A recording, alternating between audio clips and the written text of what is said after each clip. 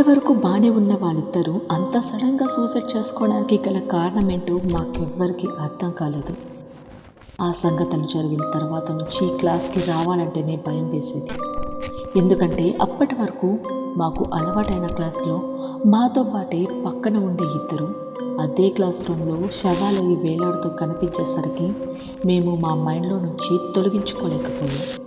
అక్కడేం జరుగుతుందో మేమందరం చాలా విధాలుగా ఆలోచించి చూసాం. కానీ సూసైడ్ చేసుకునే అంత బాధలు వాళ్ళిద్దరికీ ఏమున్నాయో అర్థం కాలేదు. కొన్ని రోజులకి ఉండబట్టలేక నేను స్కూల్ మారిపోయాను. నేను అక్కడ కొత్త ఫ్రెండ్స్, కొత్త ఎక్స్పీరియన్స్ అవ్వడంతో పాత స్కూల్ ఆలోచన నుంచి మెల్లగా బయటపడ్డాను. ఒకరోజు నేను స్కూల్ నుంచి ఇంటికి వచ్చి టీవీ ఆన్ చేసి చూసేసరికి ఒక బ్రేకింగ్ న్యూస్ వస్తుంది.